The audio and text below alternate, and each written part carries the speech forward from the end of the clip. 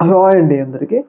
కూటమి ప్రభుత్వం అధికారంలోకి రావడానికి కీలకమైన పాత్ర పోషించిన వాళ్ళలో నిరుద్యోగులు గూడా ఒక ప్రథమ భాగంలో ఉంటారు. ఎందుకు అంటే, జగన్‌మోహన్ రెడ్డి గతంలో అధికారంలోకి వచ్చిన తర్వాత సచివాలయ జాబ్‌లు మినహా మిగతా జాబులనేవి నెగ్లెక్ట్ చేయడమే జరిగింది. డీఎస్సీ గాని, పోలీస్ కానిస్టేబుల్ గాని, మిగతా జాబులు, గవర్నమెంట్ జాబులు నోటిఫికేషన్‌లేయటంలో కొంచెం ఆయన ఫెయిల్ అయ్యారని చెప్పుకోవాలి.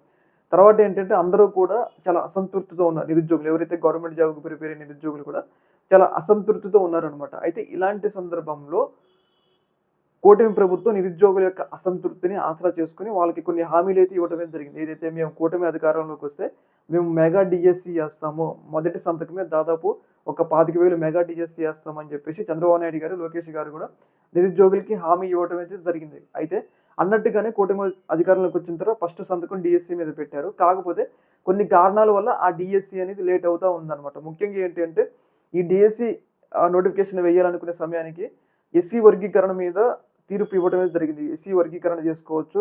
రాష్ట్ర ప్రభుత్వాలకు మేము అధికారం ఇస్తున్నాం అన్నట్లుగా కేంద్ర ప్రభుత్వం సుప్రీం కోర్ట్ తీర్పు ఇవ్వడమే జరిగింది. ఆ తీర్పు వల్ల ఏంటంటే ఇప్పుడు ఎస్సీ వర్గీకరణ క్యాస్ట్‌లు ఎస్సీలో క్యాస్ట్‌లు ఎన్నున్నాయి వాళ్ళకి ఎంత రిజర్వేషన్ కేటాయించాలని చెప్పేసి దాని మీద ఇప్పుడు తీవ్ర స్థాయిలో చర్చ జరుగుతుందన్నమాట. అయితే దీనివల్ల ఏంటంటే నోటిఫికేషన్ లేట్ అయితుంది. ఒకవేళ ఎస్సీ వర్గీకరణ గనక జరగకుండా నోటిఫికేషన్ ఇచ్చినట్లయితే కొంతమంది ఎవరైతే మందకృష్ణ మాదిగ లాంటి వాళ్ళు ప్రభుత్వం మీద తిరగబడడానికి అవకాశం ఉంటుంది.